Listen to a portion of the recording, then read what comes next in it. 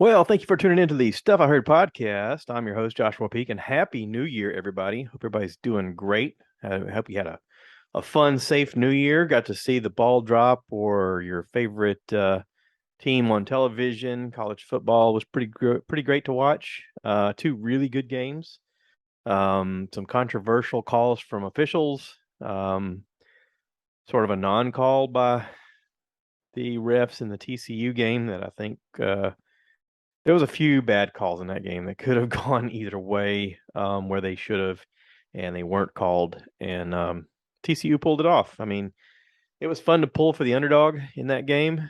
Early on, there was a call that it was a catch in the end zone that they said wasn't a catch and or wasn't a touchdown that was obviously to everybody.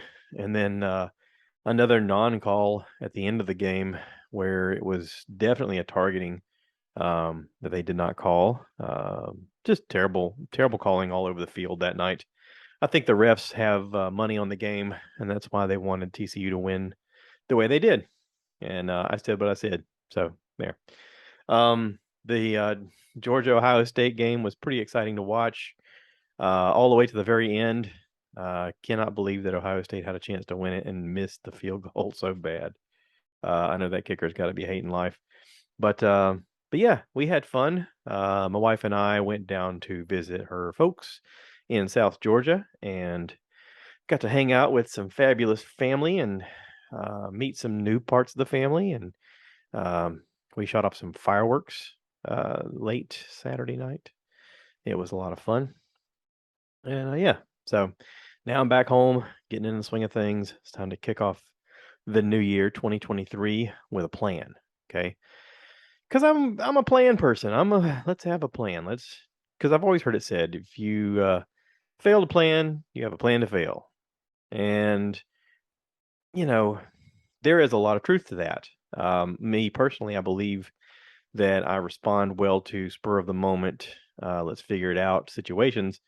But there is a lot more success when you plan for things to come up. And one of the things I want to plan is vacation. We have some vacation time coming and some things that I want to talk about with you guys.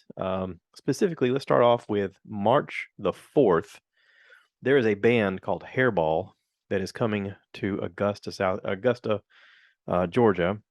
Um, they are pretty fantastic. I saw them last year. They put on a great show. They do a lot of the costumes and stuff and dress up like the hair bands of the 80s and 90s. And they're fantastic musicians. They put on a great show. We saw them last year at the Miller Theater, downtown Augusta.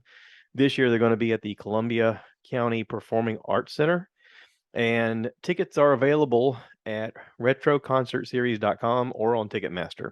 Or you can find them through Facebook if you look up Hairball and find out where they're on tour March 4th, 2023. It's going to be a fantastic show.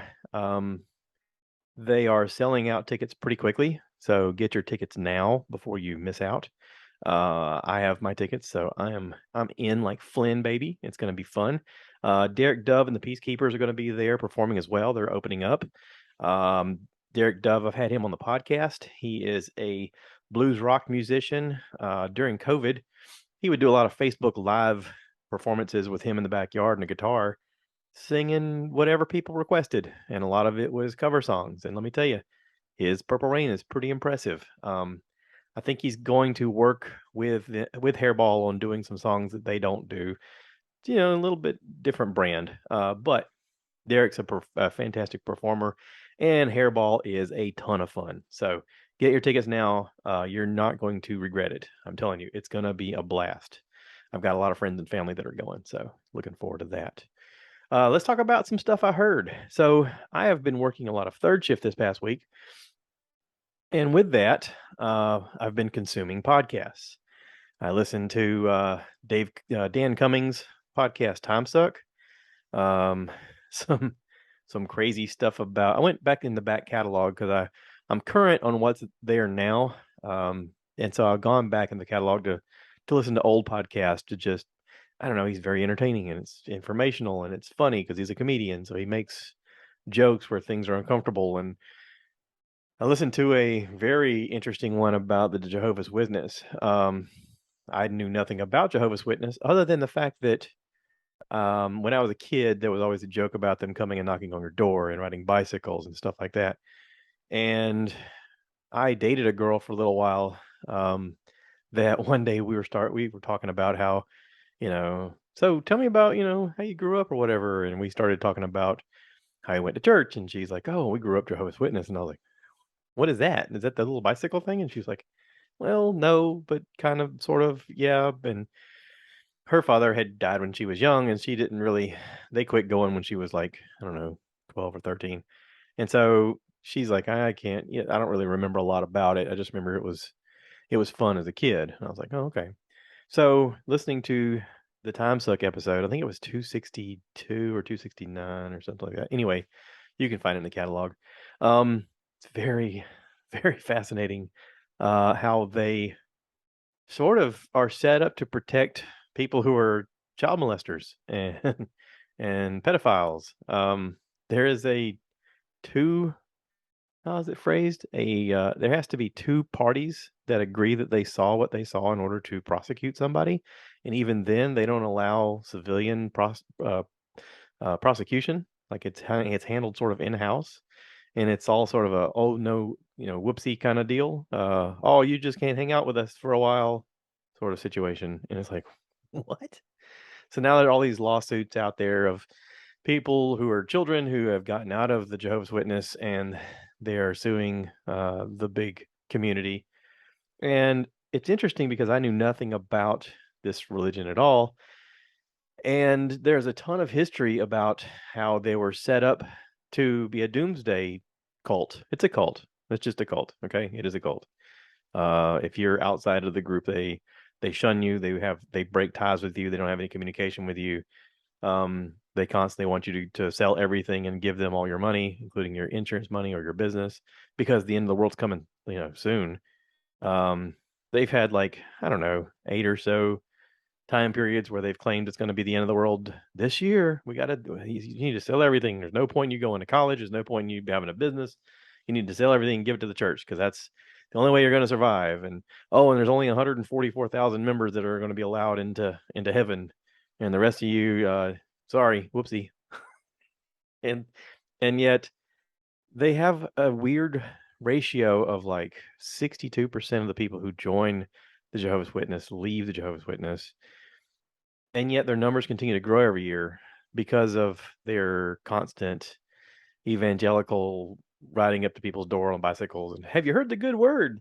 The end is coming, but we've got hope for you." And it's this weird, you might win the lottery and be one of the 144,000 that gets into heaven situations, or you're just going to die and that's it. And I can't believe that people are still joining. It's the craziest thing ever. And apparently they have a ton of money, because people constantly give them money. Uh, yeah, a lot of cults out there. So anyway, if you're curious about that episode, go check it out. Dan's a lot of fun. He makes the thing entertaining. You're going to enjoy it. But also, I listen to Confused Breakfast podcast. Now, you guys have heard me talk about Confused Breakfast quite a bit, and there's a reason, because it is great. There's three guys that run the show. They are a ton of fun, and every episode they start off by saying, we all remember what it was like to go to the movies or go to the rental store and get that movie and go home and watch it. And we sort of relive that nostalgic period. They look at a movie with a title and they talk about what it was like when they watched it first off, and then they look at it with a modern day eye and sort of revisit it and talk about it and see how it still stands up. And they have ratings on their website. You can go to confusedbreakfast.com and look up everything about them. Mike Schulte, AJ Venz, and Sean Pryor, really funny guys. Mike Schulte sort of runs I guess I'd say he's sort of the main host because he kind of does most of the moving along of the topics and such. But the three of them equally contribute as well. It is not a one person show at all. But they're three friends. They are musicians. They've been in bands. They are in bands. And the show is great. I listened to wonderful episodes this past week. I am current on all of the episodes that are up to date, and I've gone back and I'm listening to their back catalog. I really enjoyed listening to the Sandlot episode this past week. This is from a while back. It was a ton of fun to hear some of the information I didn't know about the movie, and about the people who played in the movie. They do a lot of stuff about, reunion shows and things that have happened since, and information has been found out since, and they talk about all that stuff. And it's great. It is wonderful. I enjoy it. These guys are younger than I am. I am 48. I think the oldest in this group is 41. So we have a little different taste in movies as far as like they reviewed Three Ninjas, which is a terrible movie apparently. It was out of my age range. I didn't watch it. And there's a few other things that they talk about watching as kids that I was too old for at that point. But still, fun show. Check it out. I highly recommend it. If you want to jump into probably one of their funniest episodes, listen to them listen to them talk about the movie Over the Top. A lot of you don't remember what Over the Top was, but it was a movie with Sylvester Stallone where he was an arm wrestling champion truck driver. And the whole movie is terrible. I watched it as a kid once, and I thought it was the worst piece of crap movie I'd ever seen, and they also agree. Um, the episode is hilarious with them talking crap about this movie. It is a really terrible movie. But if you want to hear a fun one, listen to The Sandlot. I really enjoyed that one. That's a good one to start with. So anyway, yeah, big shout out to Tom Suck. Love you guys.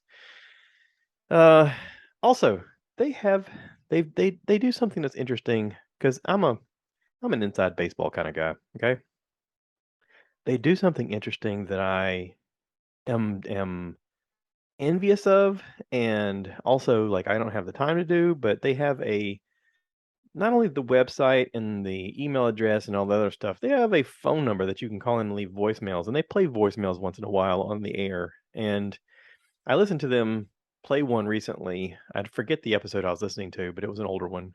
It may have been for Bloodsport. They were getting ready to do that movie, which is a terrible movie also, and funny to listen to them break down. But they played this voicemail of a guy who was he was comically upset that they gave a movie that he loved as a kid a horrible rating, and he wanted to call and say, "I don't agree with you guys, man. This blah, blah, blah." He was funny with his answers, but then his phone cuts out midway through, and then it was the second part. And as soon as the second part starts, he says this as like a throwaway line, but he's like, "Listen, we both said some things we regret." But anyway, and then he goes into another spiel, and they glaze over the fact that he said he's leaving a voicemail. And he goes, "Listen, we both said some things we regret." They didn't say anything. It was a voicemail, but it was hilarious. I loved it. I thought it was hilarious. So, anyway, again, check out Confused Breakfast. I'm gonna keep talking about them because I've got like I don't know. I think I got like 70 more episodes till I'm caught up. But yeah, it's fantastic. Fantastic. All right. So this is the Stuff I Heard podcast. Now, I did get to watch a few things on TV. I'm out of the Christmas movie stuff now. I'm watching some current stuff. I watched The Witcher when it was on television. Henry Cavill, I'm sure you guys know about this situation. Henry Cavill played The Witcher. I did not know what The Witcher was, other than the fact of it used to be a video game. And this was during a time period where I couldn't afford to play video games or buy video games or anything like that. I did, however, see people playing The Witcher, and I was impressed with the cinematic scariness of the way it was presented. I think as AJ says, spooky, spooky. Um, it was it was interesting because it was very dark, almost like Castlevania. That was a video game that I watched as a kid that was very spooky. You're supposed to be inside of like a vampire castle or whatever. But the Witcher was dealing with these scary entities that you're supposed to fight, and you have these super abilities. And the opening scene where you see Henry Cavill as the Witcher fighting some giant beast come out of the water, amazingly, you're just like, wow, he looks like a video game. Like the way he fights, his style is the way they've shot this is all so much like a video game. I even commented on it when I watched it back then. And there's a scene right away where he's entering into a city and he's in an alley and these people come up to attack him and he has to fight them off one by one in this flurry of attack where he's like I don't know in some kind of trance or something. His eyes like look different and suddenly he's moving super fast and he's slashing up these people in crazy ways. And I remember thinking, "Wow, this is really impressive." And then the second season comes along, and it's great. The storyline is cool. You learn more about his character. You learn more about this girl that he's supposed to be taking care of, that got some kind of sworn thing to protect or whatever. And then there's interesting characters along the way that he interacts with, and all along the way, you're just like, man, this dude is a video game guy. Like, he is cool. Plus, he was Superman. I mean, come on. He is a self-proclaimed nerd, and he gets to play the things that he likes the most. I mean, come on. What wouldn't you like about that? Plus, he looks like the comic book characters that you want. He is the physical body type. He is into it, and he's a good actor. So there was some confusion going on about the DC universe, and I've talked about this in the previous episode where he was supposed to play Superman. He did a little cameo in Black Adam. Terrible movie, by the way. Still love you, Rock, but terrible movie. And I guess because he was going to do that, there was talk about him coming back and playing Superman again. But then there was a movement within the DC universe, and they hired James Gunn to take over. And DC announced that they weren't going to come back with Henry Cavil. And because of his commitment to play Superman, he told the people that were doing with The Witcher that he couldn't do The Witcher. And so they kind of pivoted, and they did a sort of a mini series thing called, what do they call it? A mini episode, mini special. I don't know. It's just a few episodes. I don't know how many episodes it is. It's not much. Was it 4? It's 4. Okay. So 4 episodes. It's supposed to be a prequel. And I know nothing about The Witcher.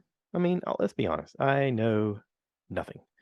I went back and had to Google it. I was like, how did The Witcher get started, basically? And it started apparently as a book and some papers. Let's see. Origin story. The Witcher fantasy began long before the excellent video game made Polish studio CD Project Red, whatever that is. The Witcher was originally a short story published in a Polish fantasy magazine in 1986.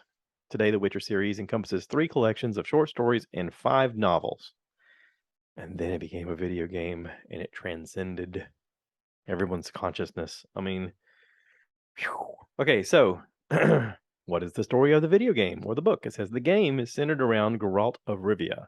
That's his character. That's Henry Cavill's character, who is found unconscious and suffering from amnesia at the beginning of the game.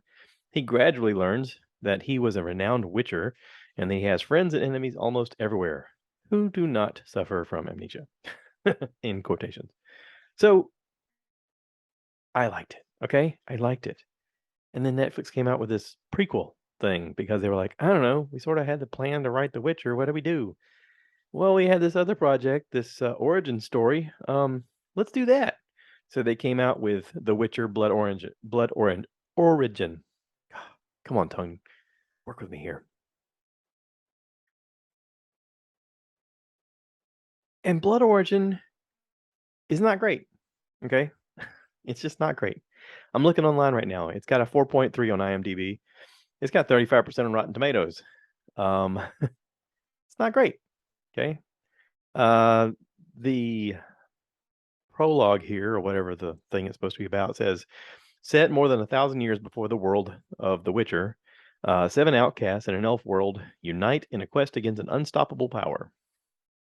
This came out on Christmas Day, and I watched it. Is that a review? Can I just say I watched it? Yeah, I watched it. Now, there are movie star characters in this. There are characters that you recognize right away. Michelle Yeoh, Yeoh, Yo. I don't know how to pronounce that. Right away, I recognized her. I've seen her in all kinds of martial arts films before. She's fantastic. She's great in this. Sophia Brown is excellent. Even Francesca Mills. She's a little person, but she is awesome in this. Okay. Those are about the only 3 characters you really care about in the whole thing. Sorry. I know there's other characters that were fantastic, but those are the only 3 I really cared about. and I didn't care about much that went on with them other than the fact that they were interesting to watch. Francesca Mills, I guess, was the most I was most drawn to watch her because she was supposed to be a little person, but she was like some barbarian chick with this cool looking like a sledgehammer thing that she would just destroy people with. And I mean, she was the barbarian of the group. I mean, it was awesome to watch her in her little fighting stuff that she did. I mean, she was a fun character. Um, Not so much Michelle. I mean, even though Michelle's the martial arts expert and all, she was supposed to be teaching these other two how to handle their weapons and stuff. And I don't know. She's getting older now. It's a lot harder for her to play that part of the number one assassin as she used to be. Now she's more of the, um, I guess you'd call it the Yoda, the sensei of the group. Well, I've been around the block a few times. Let me teach you a few things, and that's okay. But the whole show was missing the element of The Witcher. The fact that they named it The Witcher Blood Origin, I mean, I guess if I read the books, I'd be like, "Oh, this is fantastic." Which if you read the reviews, it's very polarizing. People who read the books are like, "This is great." Everyone who didn't read the books are like, "This is terrible. This is the worst piece of crap. I can't believe you guys made it." So, I don't know. I know it was a risk by Netflix to do it, and I knew they were thinking, "Oh, this is kinda risky. Let's see if it works." Eh, eh, eh. Okay. That's my rating. Eh. If Rotten Tomatoes gave it a 35%, I gotta say I'm lower. I'm more in the 28%. Okay, just me personally. If they came out with Blood Origins 2, I'm a hard pass. Sorry, I don't even listen. You've listened to me review bad things before, and I've said I'll probably watch it if they come out with another one, like Warrior Nun. If they come out with a third one, I hated it, but I hated episode 2 or season 2, but I would watch season 3. If they came out with The Witcher Blood Origin season 2, I'd be like, pass, hard pass. I mean, at a certain point, you got to get off the ride. Okay, I'm calling it early on that one. Riverdale, I had to call it after 4 seasons. I just couldn't keep up with that. It was too hokey, too hokey. All right, so let's talk about a win. Okay, see, that's what I like to do. I like to bookend the bad with good and good. You got to sandwich them in. It's sort of like when you have a confrontation with somebody at work, you got to like compliment them and then say, "Hey, this is what you need to work on," and then compliment them again. That way, it bookends their deed so that you can focus on you know what I mean? You got to give somebody a positive element. That's what I'm trying to do with this podcast. I'm trying to give you guys a positive element. So here's a positive. Um, on Netflix, there's a show called Me Time. It came out a while back. Let's see, when did it come out? Doesn't matter, honestly. August. Whew. Oh, I'm late to the show on this one. Kevin Hart, Mark Wahlberg, Regina Hall, um, Seal is in it. This is a funny movie. It's not a. This is not going to be one that you're going to be like, "Oh my God, you guys need to watch this." But I'm telling you, I enjoyed it. I don't know why. It's just focused towards my brain where I enjoyed it. It's predictable, yes. Um, it's sort of just Kevin Hart and his friends because there's a lot of comedians in this. Um, Andrew Santino, I'm looking at you. It is it's Kevin Hart and some comedians hanging out with Mark Wahlberg making a movie, and I enjoyed it. And a lot of it's stupid and hokey, and I still enjoyed it. So there. Yeah. It's not meant to be like memorable. Okay, so IMDb gives us a higher rating, 5.1, compared to The Witcher, and Rotten Tomatoes on this gives it a 6. So a lot of fans really didn't like this. Uh, the premise is with the family away, a stay-at-home dad enjoys his first me time in years by reconnecting with an old friend for a wild weekend that may upend his life. Dun dun dun. Now, it is not going to change your life. It is not going it's not going to be one of those that you're going to elbow your friends and be like, "You guys need to watch this." But I'm telling you, this is a win for me. Okay, this is a positive. You're gonna walk away from watching this and be like, okay, I kind of liked it. That's cool. I'm just saying. That's just my opinion. Okay, take with it what you will. So that's it. I'm going to wrap this up. I want to thank everybody for listening to the podcast. Please remember to go get your tickets for Hairball online for Augusta, Georgia, March 4th. You're not going to want to miss this. It's going to be fun. It is a great show. They're great musicians. They do costume changes, and it's a lot of fun. I enjoyed the crap out of the first time I went to see them, and anytime they come around, I'm going to try to see them again. It was that much fun. Go look at videos of them online if you want to check out what their concert's like. There's a ton of stuff on YouTube. There's a ton of content online. Check it out. Go to Confused Breakfast. There's a thing on their page where you can contact them and you can let them know, hey, I heard about you guys on the Stuff I Heard podcast and I really enjoyed it. I think I'm going to check out the Sandlot episode because he said that was really great. Or I listened to Bloodsport and you're right, that was a terrible movie.